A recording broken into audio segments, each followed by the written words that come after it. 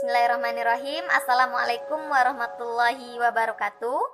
Saya Hayatul Husna, mahasiswa Hukum Tata Negara Universitas Islam Negeri Sultan Syarif Kasim Riau semester 3. Pada video kali ini saya akan membahas sedikit tentang definisi politik dan ilmu politik serta konsep-konsep dasar di dalam kajian ilmu politik.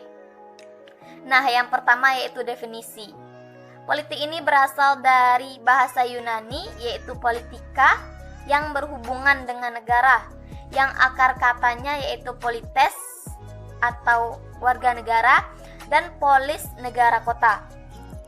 Ada banyak sekali definisi tentang ilmu politik. Di sini saya hanya akan menyampaikan 3 pendapat para ahli. Yang pertama yaitu Aristoteles. Menurut Aristoteles, ilmu politik merupakan ilmu yang membahas tentang asal serta tujuan dibentuknya suatu negara. Nah, yang kedua menurut Plato,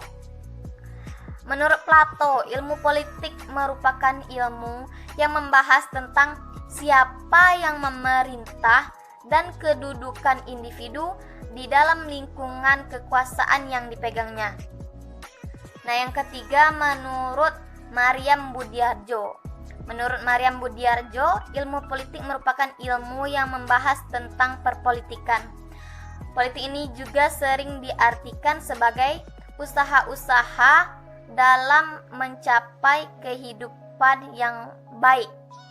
Aristoteles dan Plato juga sering menyebutkan politik ini sebagai onia dan en atau the good life. Hakikat politik adalah power atau kekuasaan, tetapi tidak semua kekuasaan adalah kekuasaan politik.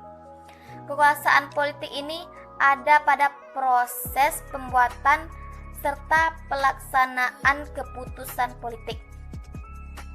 Keputusan politik ini selalu menyangkut kepada kepentingan publik atau kepentingan bersama.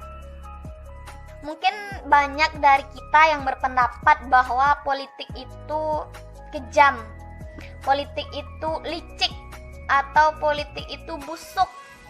Tidak salah berpendapat seperti itu. Memang ada orang-orang yang berpolitik dengan cara yang salah.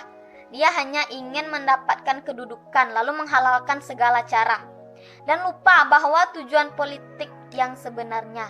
Itulah yang disebut dengan binatang politik. Namun, tidak semua orang yang berpolitik adalah binatang politik. Masih banyak orang yang berpolitik itu dengan tujuan yang baik, dengan tujuan yang benar. Jangan sampai kita menjadi orang yang menutup diri dari politik. Jangan sampai kita menjadi orang yang buta akan politik. Karena dari keputusan politik nantinya akan berpengaruh kepada kehidupan masyarakat. Dari keputusan politiklah yang mempengaruhi harga sewa, harga beras, harga sepatu, harga kacang, dan lain sebagainya. Maka jadilah kita orang-orang yang berpolitik dengan tujuan yang baik dan benar. Namun kalau kita apatis, menutup diri dari politik, tentunya politik itu nanti akan dikuasai oleh orang-orang yang dengan tujuan yang salah. Maka dari itu, pentingnya kita belajar akan politik. Selanjutnya yaitu konsep-konsep dasar di dalam kajian ilmu politik. Nah, yang pertama adalah teori politik. Menurut Maryam Budhyardjo, teori politik merupakan bahasan atau renungan-renungan atas tujuan dari kegiatan politik, cara-cara mencapai tujuan itu, kemungkinan-kemungkinan dan kebutuhan-kebutuhan yang ditimbulkan dari situasi politik tertentu, serta kewajiban-kewajiban yang ditimbulkan oleh tujuan politik itu sendiri. Kedua yaitu masyarakat. Masyarakat adalah suatu hubungan yang ditata. Menurut Harold Jelaski, masyarakat adalah sekelompok orang yang hidup bersama, bekerja sama untuk mencapai keinginan mereka bersama. Yang ketiga yaitu negara. Negara adalah suatu organisasi dalam suatu wilayah yang memiliki kedudukan tertinggi yang ditaati oleh rakyatnya. Nah, negara ini terdiri dari 4 unsur, mungkin teman-teman sudah banyak yang tahu. Yang pertama yaitu wilayah. Jadi suatu negara harus memiliki wilayah atau teritorial. Tidak mungkin negara tidak memiliki wilayah. Yang kedua unsur negara yaitu warga negara atau penduduk. Selanjutnya pemerintahan.